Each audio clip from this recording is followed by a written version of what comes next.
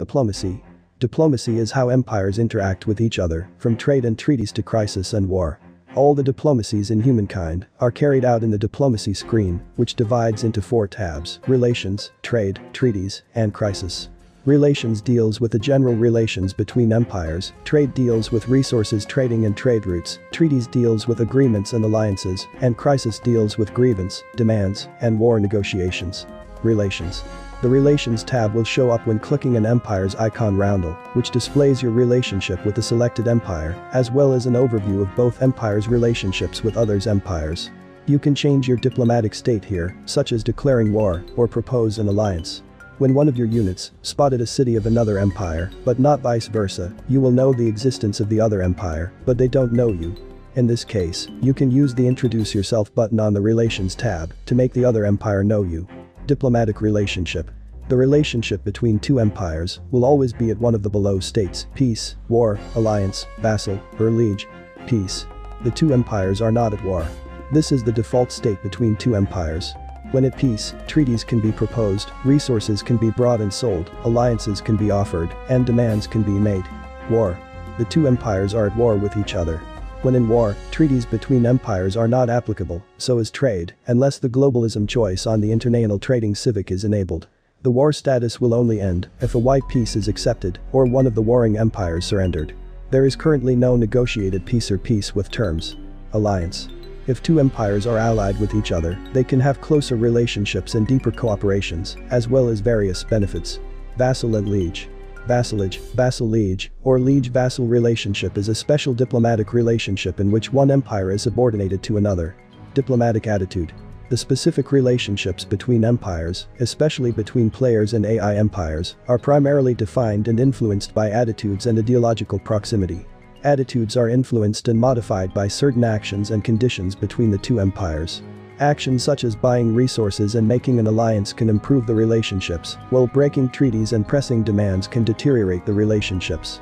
The differences in different empire ideologies are measured in ideological proximity, which can also influence AI empires' attitude. Friendly attitudes and close ideological proximity can lead to more cooperations between the 2 empires, while negative attitudes and distant ideological proximity means conflicts are more likely to happen. Both attitudes and ideological proximity are calculated on a bilateral basis and will not impact the relationship with a third empire for the most of the time. In addition, some diplomatic actions can earn the empire a temporary reputation badge, which represents the renown of the empire on the world stage, affecting the diplomatic relationships as well as war support.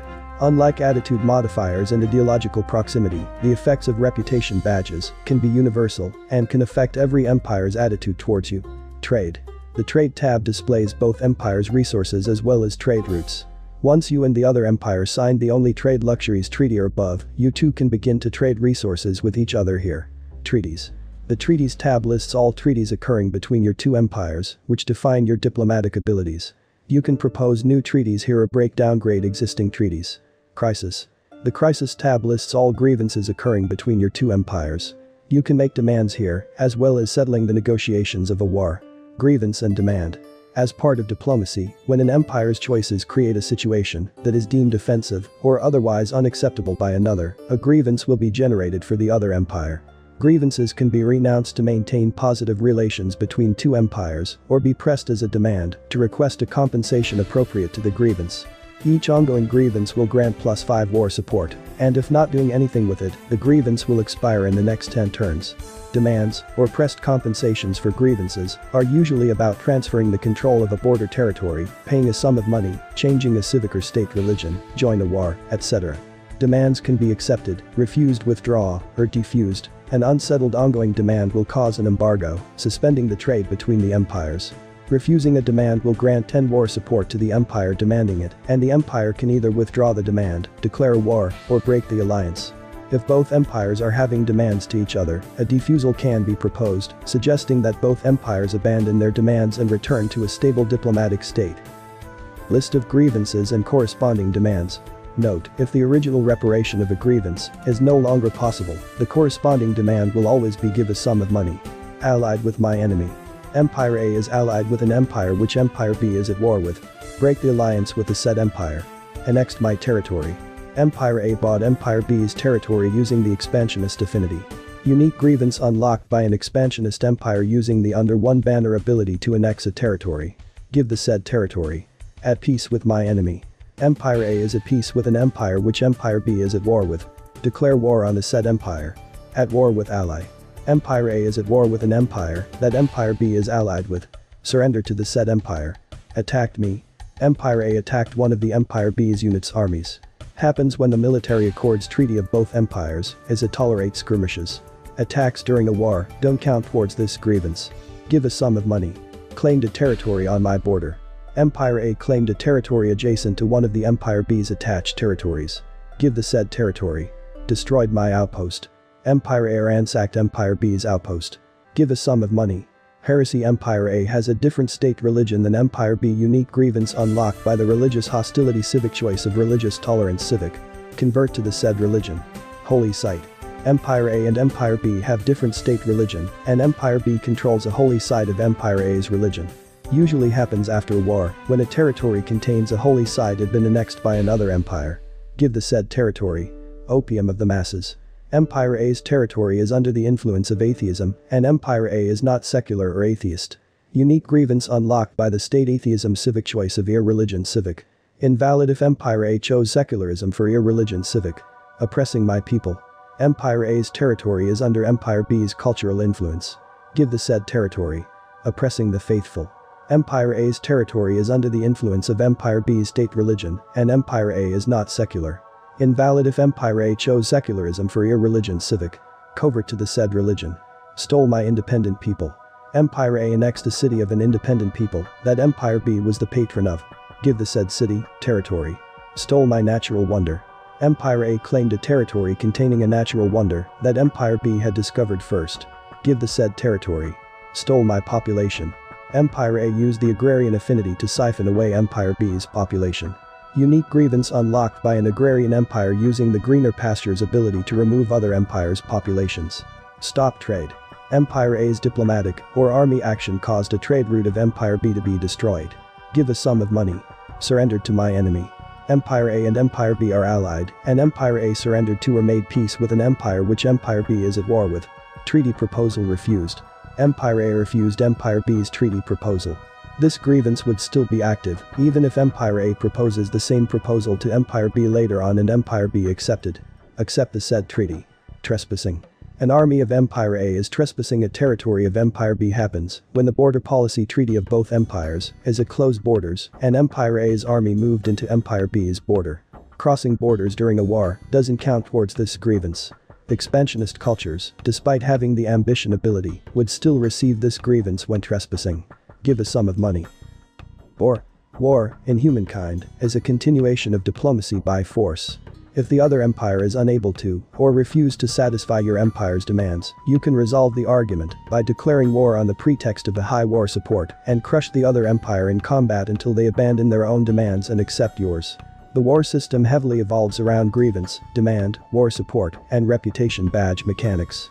War support, also known as population war support, is the population's desire to voice dissatisfaction and wage war against a specific empire. Your population's dissatisfaction will rise the war support up, justify a formal war, and your population will force you to surrender if their war support falls to zero. When in the diplomacy screen with another empire, yours and their war support will be shown at the top of the screen. Similar to many other diplomatic mechanics, all the war supports are calculated on a bilateral basis. A high war support against Empire A will not affect relationships with Empire B. In general, diplomatic conditions such as grievances and demands will increase the war support to be higher above the equilibrium, indicating that the population of your empire is unsatisfied with what is happening, and you can use their desire as a justification for a war. On the other hand, conditions such as cities being ransacked and being defeated in a battle will decrease the war support, bringing the empire to the negotiation table or even surrender. Other diplomatic modifiers such as ideological proximity and reputation badges will also affect the war support. Every empire's war support has a maximum value of 100 war support and will gradually lean towards a base peacetime equilibrium of 50 war support. War support higher than 50 will naturally decrease each turn in peacetime, and vice versa. In addition, every signed treaty or alliance will change the war support equilibrium of both empires by -5 war support. Empires that signed all the pre-alliance treaties with each other will both have a war support equilibrium of 25 war support. Empires that signed an alliance with each other will both have a war support equilibrium at 20 war support. Empires that signed all the alliance treaties with each other will both have a war support equilibrium of 0. If two empires are in a liege-vassal relationship, then both of their war support will retain the war support equilibrium of 50 war support, unaffected by the unique treaties between the two. Militarist cultures will always have a plus 30 war support equilibrium toward every other empire on top of the existing war support as their affinity bonus. Militarist empires will always have the plus 30 war support applied, even when in an alliance or being a vassal. Militarist empires' base war support is at 80 war support instead of 50, and their minimum peacetime war support will normally be at 30 war support instead of 0. This means militarist empires can declare formal war without grievances or demands. Moreover, forcing a militarist culture to surrender in a war is significantly harder than forcing most of other cultures. War support buildup. When both empires are in peace, war support will naturally move towards its base equilibrium. It will increase every turn when lower than the equilibrium and decrease every turn until reaching the equilibrium when it is higher than the equilibrium. If the equilibrium is 0 war support, then war support won't increase naturally. On the other hand, when there are ongoing grievances and demands, or someone breaks a treaty, the war support will increase, and most of these modifiers can stack. Since there are very few ways to decrease war support in large numbers, signing treaties would only decrease war support equilibrium instead of war support value. There will be gradual buildup of war support over time, as long as grievances and demands are present. List of war support modifiers when in peace. Being a militarist culture. Always plus 30 war support. Will disappear when picking a different affinity. War support below equilibrium value during peace. Plus 1 war support per turn. Will stop once war support reaches equilibrium. Having active demands, religion has reject luxury tenet. Plus 1 war support per turn per demand. Having more ongoing demands than the other empire. Plus 3 war support per turn. Grievance triggered. Plus 5 war support per grievance. Renouncing a grievance won't cancel out the increased war support. Demanding a demand, religion has reject luxury tenet. Plus 10 war support per demand. Demand withdrawn when ideological proximity is at distrust, plus 5 war support per demand. Demand withdrawn when ideological proximity is at tolerance. Plus 10 war support per demand.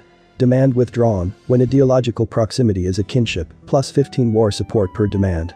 Demand refused by the other empire. Plus 10 war support per demand. Accepted demand from other empire. Plus 10 war support per demand. Treaty broken by the other empire when ideological proximity is at distrust. Plus 5 war support per treaty. Treaty broken by the other empire when ideological proximity is a tolerance. Plus 10 war support per treaty. Treaty broken by the other empire when ideological proximity is a kinship. Plus 15 war support per treaty. Opponent retreating. Plus 5 war support per retreat. Happens when the military accords treaty of both empires is a tolerate skirmishes. Recent victory in battle. Plus 8 war support per victory. Opponent retreating, religion has hunt the infidels tenet. Extra plus 10 war support per retreat. Recent victory in battle, religion has hunt the infidels tenet. Extra plus 10 war support per victory. War support above equilibrium value during peace. Minus 1 war support per turn. Will stop once war support reaches equilibrium. Army retreating. Minus 5 war support per retreat. Happens when the military accords treaty of both empires is a tolerate skirmishes. Recent loss in battle. Minus 8 war support per defeat. Declaring war. The gradual war support buildup in the peacetime implies that the population of your empire become more and more dissatisfied with the other empire, or vice versa. When war support reaches a certain boiling point, a war against the other empire can be justified. War can be declared in relation tab using surprise war button or declare war button. Surprise war. If you absolutely must have war, so be it. Surprise war, as its name implies, can be declared without any proper war support buildup, that is, without any grievances or demands in the first place. Surprise war can be declared via surprise war button. A surprise war only needs 20 or higher war support. This means, once the war support reaches its normal equilibrium, it would be possible to declare a surprise war. On the other hand, this convenient way to declare war is not without downside. Whoever declared a surprise war will receive an additional minus 2 war support per turn penalty, called declaring unjust war, during the war. In addition, for every surprise war declared, you will receive 1 level of traitor reputation badge. The badge will be effective for at least 10 turns, and in this period, your opponents can earn more war support when they win a battle against you. The badge will also deteriorate all the other empire's attitude towards you. Basically, whoever declared surprise war will be likely to lose war support quicker than their opponents. Formal war. Resolve this argument by force. Crush the other empire's war support until they abandon their demands and accept yours. The Declare War button indicates declaring a formal war without a proper war support buildup, that is, with grievances or unsatisfied demands in the first place, the formal way to declare war. A formal war needs 80 or higher war support. This means a militarist culture, with its plus 30 war support equilibrium bonus, can declare formal war without any pretext. In addition, formal war can also be declared when a demand is being refused by the other empire. Not confirmed, or are there any additional war support requirements or penalties? Although formal war requires much more war support buildup, it won't affect your relationship with the other empires like surprise war does. In the war. When in war, all the treaties between empires are not applicable, so is trade, unless trade at war civic is enabled. Instead, a new set of treaties will be applied. When both empires are in war, war support will lose its equilibrium and will not naturally increase. All the grievances and demands won't apply on war support values anymore. The only way to impact war support at this stage is on the battlefield. The ultimate goal in war is to drain your opponent's war support. If an empire's war support falls to 0 war support in a war, this empire is forced to surrender. List of war support modifiers when in war. Being a militarist culture. Plus 30 war support. Can only be reduced in a war. As anti-imperialist, winning a battle against imperialist empire receive extra plus 20 war support per victory. Happens when one empire chose imperialist for conquered empire civic, while the other empires chose anti-imperialist civic. Built Forbidden City Wonder. Plus 25 war support. One-time effect. Triggers when going to war. As imperialist, winning a battle receive extra plus 10 war support per victory. Happens when one empire chose imperialist for conquered empires civic. Recent victory in battle, with state religion, having hunt the infidels tenet receive extra plus 10 war support per victory. Opponent retreating, with state religion, having hunt the infidels tenet receive extra plus 10 war support per retreat. Capturing a city with Russian legacy trait. Plus 10 war support per city. Destruction of enemy administrative center equals plus 10 war support per administrative center destroyed. Recent victory in battle. Plus 8 war support per victory. Irrelevant to unit killed, every victory will receive plus 8 war support. Opponent retreating plus 5 war support per retreat, irrelevant to army size. Every retreating army will receive minus 5 war support. Damages to enemy districts plus 5 war support per district. Can be done via either ransacking, bombardment, or nuclear strike. Proximity state as attacker minus 1 war support per turn. This is a generic penalty for whoever declared the war first. Territories influenced by opponent minus 1 war support per territory.